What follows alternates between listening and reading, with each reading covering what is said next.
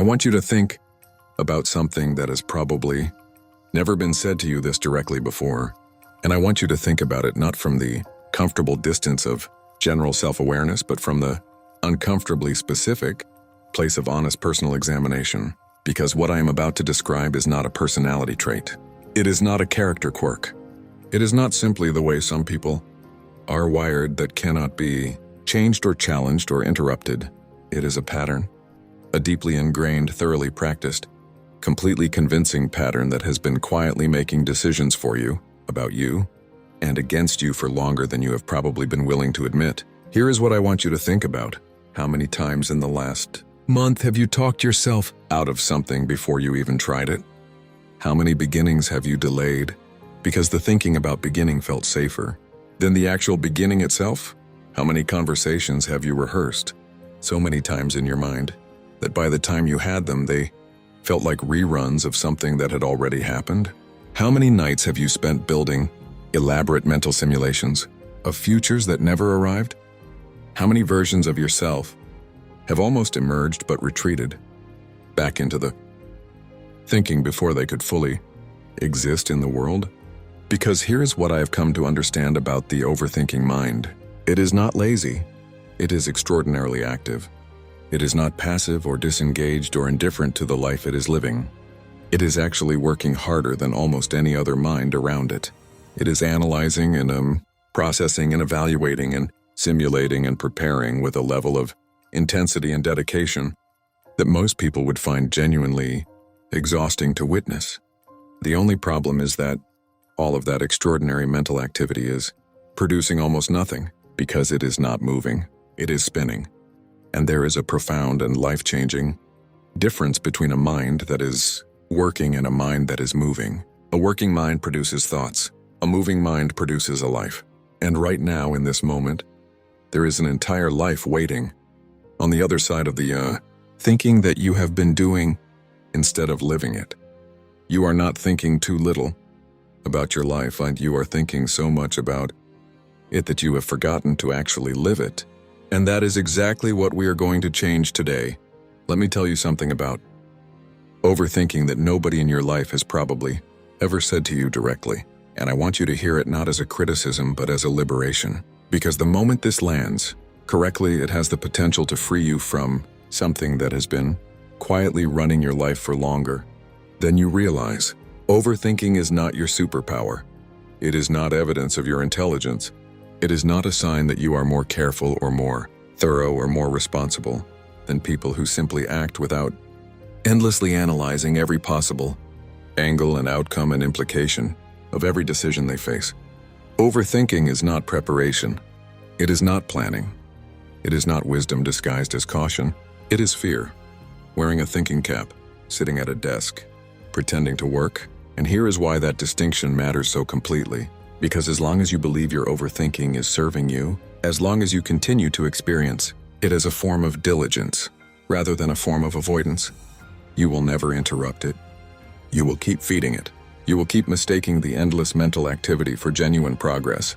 You will keep sitting in the loop, believing that the right answer is just one more consideration away, just one more angle examined, just one more potential outcome evaluated before you finally feel ready enough, certain enough, safe enough to move.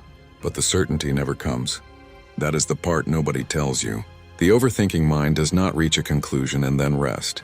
It reaches a conclusion and immediately generates 3 new questions about that conclusion. It is not moving toward clarity. It is manufacturing complexity, because complexity justifies staying still. And staying still is what the fear wanted all along. Think about the last time you overthought a decision. Not a genuinely complex, life-altering decision that required careful thought. A regular decision. A step you wanted to take. A conversation you needed to have. A beginning you kept delaying. How many hours did you spend inside that decision? How many scenarios did you run? How many outcomes did you evaluate? And at the end of all of that thinking, did the clarity finally arrive? Or did the thinking simply produce more, thinking until exhaustion made the decision for you by default? That exhaustion is not wisdom. That is fear finishing what it started. Overthinking is not your mind trying to protect you. It is your fear trying to keep you exactly where you are by making staying still feel like doing something We have talked about overthinking as fear wearing the costume of preparation. We have talked about the paralysis loop and how it tightens with every hour of thinking that never becomes action. And now I want to address something that lives right at the very engine of the overthinking experience, the thing that powers the loop from the inside, the thing that makes the thinking feel so urgent and so necessary and so completely impossible to simply walk away from, the specific mechanism that keeps the overthinking mind spinning at 3 a.m. when every rational part of you knows that you need to stop and rest, but something deeper refuses to let the cycle end. I am talking about the worst case scenario, because here is what the overthinking mind does better than almost anything else. It builds futures. Specifically, it builds the worst possible versions of futures, with extraordinary detail, with remarkable creativity, with a level of vividness and emotional realism that makes the imagined catastrophe feel almost indistinguishable from an actual memory. Your mind takes a decision you are facing, a step you are considering, a risk you are contemplating, and it immediately begins constructing the most elaborate and most devastating version of how that decision could go wrong.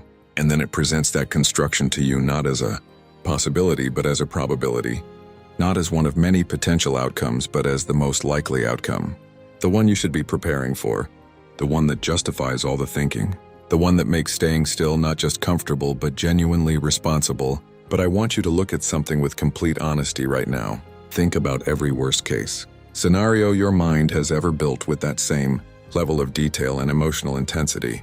Every catastrophe it convinced you was not just possible, but inevitable. Every disaster it kept you up at night preparing for. Every terrible outcome it presented as the most likely result of taking the step you were considering. Now count how many of those scenarios actually happened.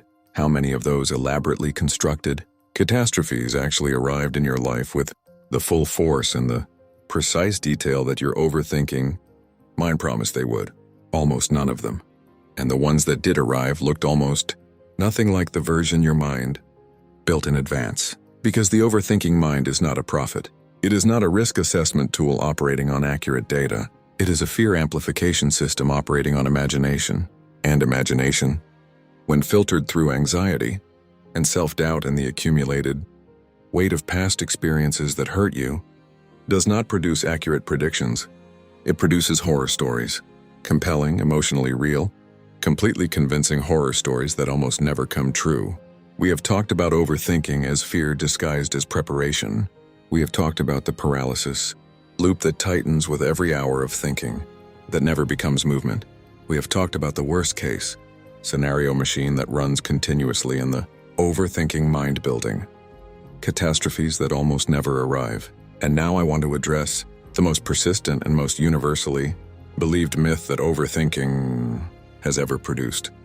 The belief that sits at the very foundation of every delayed beginning, every postponed decision, every version of yourself that almost emerged but retreated back into the thinking before it could fully arrive. The belief that clarity comes before action, and I want to challenge this belief not gently but completely, because this single idea, the idea that you need to feel completely clear and completely certain and completely ready before you are justified in taking the first step, has done more damage to more lives and more dreams and more potential than almost any other idea I can think of. It sounds reasonable. It sounds mature. It sounds like exactly the kind of thoughtful approach that separates wise decision making from reckless impulsiveness, but it is a trap. One of the most effective traps the overthinking mind ever built, because it positions more thinking as the responsible choice while positioning action as the premature one. And inside that positioning, the thinking continues indefinitely and the action never comes. Here is what is actually true about clarity. Clarity is not a prerequisite for action. It is a product of action. It does not arrive before you move. It arrives because you moved. It does not appear at the end of a long enough thinking session. It appears at the end of a long enough series of steps taken in the real world, where real information exists and real feedback is available, and real learning happens in ways that no amount of internal analysis could ever replicate. The step you take in uncertainty teaches you something about your direction that 1,000 hours of thinking about The step never could, because thinking operates on assumptions. Action operates on reality, and reality always contains more accurate information than assumption. Think about every moment of genuine clarity you have ever experienced in your life. Every moment where something clicked and the path forward became suddenly and unmistakably obvious. Trace every one of those moments back to its origin. I would be willing to bet that almost every single one of them was preceded not by more thinking but by movement, by a conversation you finally had, by a beginning you finally made, by a step you finally took into the uncertainty that you had been thinking about instead of entering. The clarity did not produce the movement. The movement produced the clarity. We have covered so much ground together in this speech. We have named overthinking for what it truly is. We have exposed the paralysis loop and the worst case scenario machine and the myth of clarity before action. And now I want to talk about the cost, not the obvious cost, not the delayed decisions and the missed opportunities and the unreached potential that we have already touched on throughout this speech. I want to talk about a cost that is more personal and more immediate and more quietly devastating than any of those things. A cost that is being paid not in your future but right now, in this moment. In every moment that your overthinking mind is running its familiar program, I want to talk about what overthinking is stealing from you today. Because here is something that most people who struggle with overthinking never fully consider. The mind that is consumed with the future is by definition absent from the present. And that absence is not a minor inconvenience. It is not a small price to pay for the feeling of being prepared. It is the loss of the only thing that is actually real, the only place where life actually exists, the only moment where genuine connection and genuine joy and genuine aliveness are available to any human being on this earth. The present moment. Think about the last time you were physically present in a moment but mentally somewhere else entirely. Sitting at a dinner table with people you love but running a mental simulation of a conversation you have not had yet. Watching your child do something remarkable but processing a decision that does not need to be made until next week. Lying in bed at the end of a day that deserved to be received with gratitude but instead spending those final hours rehearsing tomorrow's uncertainties. The body was present. The life was happening. But the person who was supposed to be receiving it was somewhere else, somewhere in a future that does not exist yet, thinking about things that may never happen, missing the only moment that was ever actually real.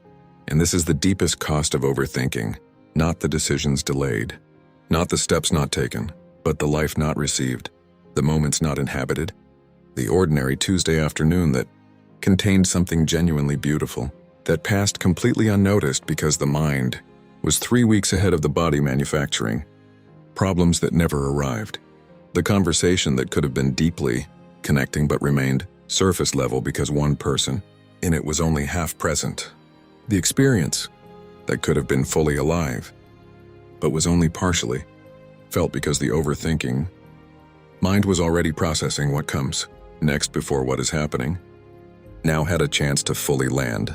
Your life is not happening in the future. Your overthinking mind keeps visiting. Your life is happening here.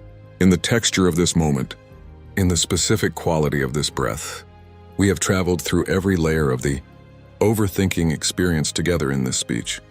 We have named it as fear disguised as preparation. We have exposed the paralysis loop that tightens with every hour of thinking that never becomes movement. We have dismantled the worst-case scenario machine that builds catastrophes almost none of which ever arrive. We have destroyed the myth that clarity comes before action and revealed that action is the only thing that produces clarity. We have talked about the present moment being stolen one hypothetical future at a time, and now we have arrived at the only point that makes everything we have discussed today actually matter. The point where this speech stops being something you listen to and becomes something you actually use. I want to talk about how to break free. And I need to tell you something immediately about what breaking free from overthinking actually means. Because most people imagine it as a kind of mental silence, a state where the thoughts finally stop, where the mind becomes quiet and still and no longer generates the endless stream of questions and scenarios and what-ifs that have been running for as long as they can remember. And they spend enormous amounts of energy chasing that silence. meditating toward it, waiting for it, hoping that someday the mind will simply exhaust itself and settle into the peace they have been looking for. But that is not what freedom from overthinking looks like. The mind does not stop producing thoughts anymore. Then the ocean stops producing waves. That is what minds do. That is their nature. And the goal was never to stop the thoughts. The goal was always to stop obeying every single one of them, as though each thought produced by an anxious mind is an accurate report about reality that requires your immediate and complete attention. Freedom from overthinking begins with one radical internal shift. The shift from being the thoughts to observing the thoughts, from being completely identified with every mental narrative your mind produces to developing the ability to watch those narratives from a slight but crucial distance and ask the one question that overthinking mind never asks about itself. Is this thought actually true? Is this scenario actually likely?